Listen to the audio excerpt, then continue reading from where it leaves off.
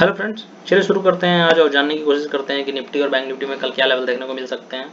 तो नमस्कार दोस्तों, मैं हूं सागर राज और आप देख रहे हैं मार्केट गाइडर। अगर आप इस चैनल पर नए हैं, हमारे चैनल से जरूर जुड़ जाएं, जिससे आपको स्टॉक मार्केट जुड़े हर अपडेट टाइम टू टाइम मिलते रहे। चलिए शुरू करते हैं वीडियो को और जानने की कोशिश करते हैं कि कल कौन से लेवल देखने को मिलेंगे। तो ये एक दिन का चार्ट हमने खोल के रखा हुआ है। देखिए, याद रखिए ये लेवल बहुत इंपॉर्टेंट है। देखिए ये लेवल के ऊपर सस्टेन करने में इसको बहुत प्रॉब्लम आ रही है। 18,150, अगर 150 170 के ऊपर निकलता है तो कहाँ तक के लेवल देखने को मिलेंगे? 18,200 तक के लेवल देखने को मिलेंगे। ठीक है, और अगर इसको ब्रेक करता है 200 230 और 40 के बाद ही आप खरीदिए। अगर 230 और 40 ब्रेक करता है, 255 के ऊपर की ओर सस्टेन करता है, तो फिर 330 और 350 से 400 तक के लेवल हम लोग को देखने को मिलेंगे। अगर हम इसका चार्ट खोलते हैं, डीपली चार्ट, तो देखिए इसका रेजिस्टेंट पॉइंट निकल के आ रहा है। मैं आपको दिखा रहा हूँ। देखिए ये, अगर हम इसका नॉर्मल सपोर्ट रखते हैं तो इसका रेजिस्टेंट निकल के आ रहा है 18,400।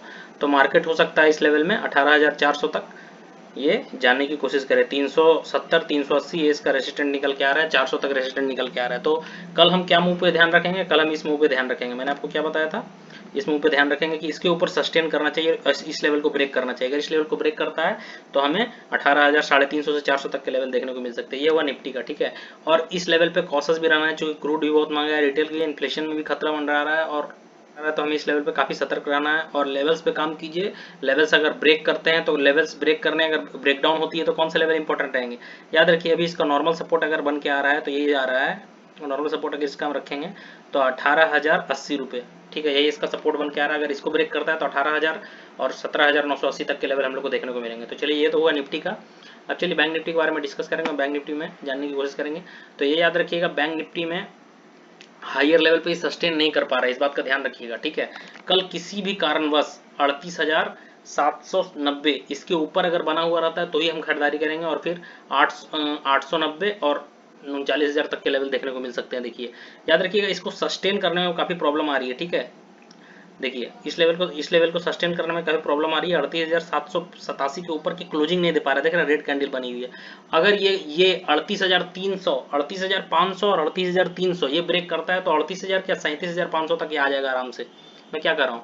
चलिए एक दिन का चार्ट खोल लेते हैं और जानने की कोशिश करते हैं कि क्या प्रॉब्लम आ रही थी इसको। तो इंट्राडे में क्या है? इंट्राडे में इसका नॉर्मल सपोर्ट 38,500 पास सपोर्ट लिया था और बाउंस किया था यहीं से। देखिए एकाएक गिरावट आई थी, तो 38,480 इसका सपोर्ट रहेगा मेन कल के लिए।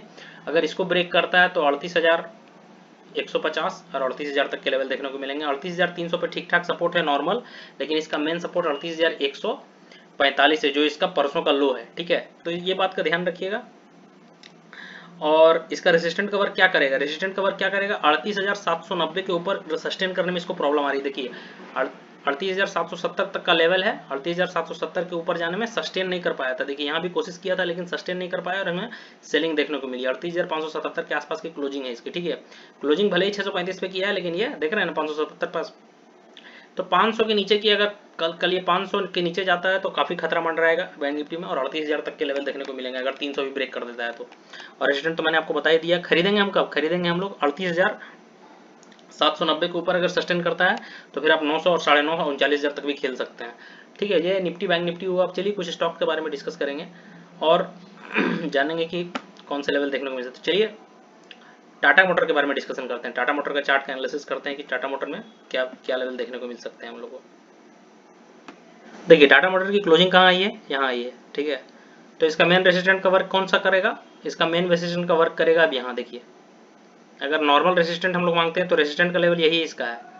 तो इंपॉर्टेंट क्या रहेगा टाटा मोटर में? सबसे ज़्यादा इंपॉर्टेंट ये रहेगा कि 485 के ऊपर ये कब तक बना रहता है। याद रखिएगा, जब भी ये 485 के ऊपर, इसका गैप देख रहे हैं, छोटा सा गैप एक बचा हुआ है, अगर ये 485 के ऊपर सस्टेन करता है तो इसका मेन रेजिस्टेंट अभी निकल के आ रहा है 550 से 560 रुपये। ठीक है, इसके ऊपर निकलता है तो फिर 600 तक के भी लेवल हम लोग को देखने को मिलेंगे आने वाले समय में। ठीक है, लेकिन 550 के ऊपर की क्लोजिंग इंपॉर्टेंट है, याद रखिएगा। और इसके ऊपर कब तक बना रहता है ये भी इंपॉर्टेंट है, 485। ठीक है, 485 के ऊपर ये जब तक बना रहता है तब तक हमारे लिए अच्छा है, टाटा मोटर के लिए अच्छा है।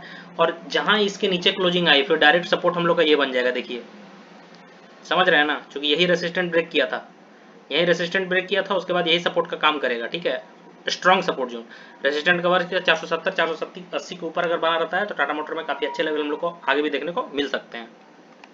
तो चलिए अब डिस्कस करेंगे कुछ बैंकिंग स्टॉक के बारे में और जानने की कोशिश करेंगे कि क्या हो रहा है बैंकिंग स्टॉक में। कोटक महिंद्रा बैंक में देखिए, इसमें अभी अगर बैंक निफ्टी में मूव आता है तो इसमें 2060 से 80 तक के लेवल जाने की क्षमता है। ठीक है, कोटक महिंद्रा बैंक में। अगर बैंक निफ्टी मूव करता है तो, और अगर बैंक निफ्टी मूव नहीं करता है तो यहाँ तक के लेवल हम लोग को कहाँ तक के देखने मिलेंगे, लगभग हम लोग को 1900 तक के लेवल देखने को मिलेंगे, 1900 1850 तक के लेवल देखने को मिलेंगे। एक दिन का चार्ट खोल लेते हैं,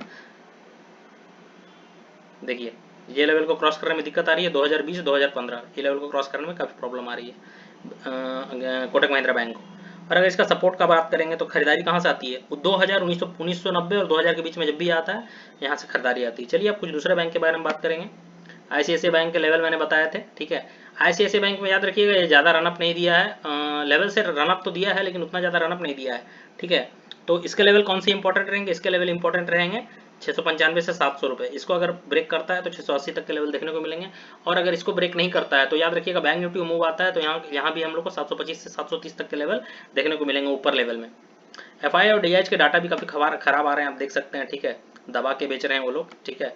तो आप ऊपरी लेवल पर सतर्क हो जाएं। क्रूड भी काफ़ी महंगा हो रहा है और इन्फ्लेशन का खतरा भी बहुत मंडरा रहा है, तो कभी भी बाजार में एक बड़ा क्रैश आ सकता है। उस समय आप बता के नहीं आएगा कि मैं आ रहा हूँ, ठीक है। क्रैश आएगा तो आप फंस जाइएगा, ट्रैप हो जाइएगा, तो इस बात का विशेष ध्यान रखें।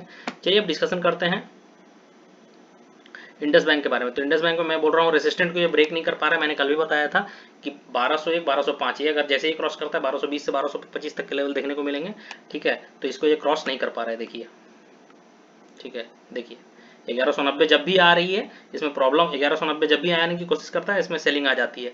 सपोर्ट का काम क्या कर रहा है, जब भी 1180 के लेवल पास आता है 1175 से इसमें खरीदारी आ जाती है, देखिए, ठीक है।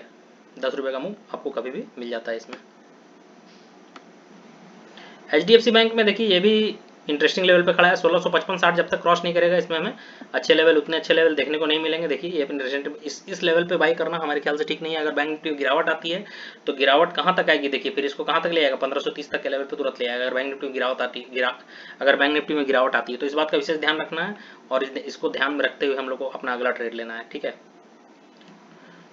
तो अगर आपको ये सारी इन्फॉर्मेशन अच्छी लगी हो, हमारी वीडियो अच्छा लगा तो हमारे चैनल को जरूर सब्सक्राइब कर लें, लाइक करें, कमेंट करें, शेयर करें। Okay, bye bye, thank you.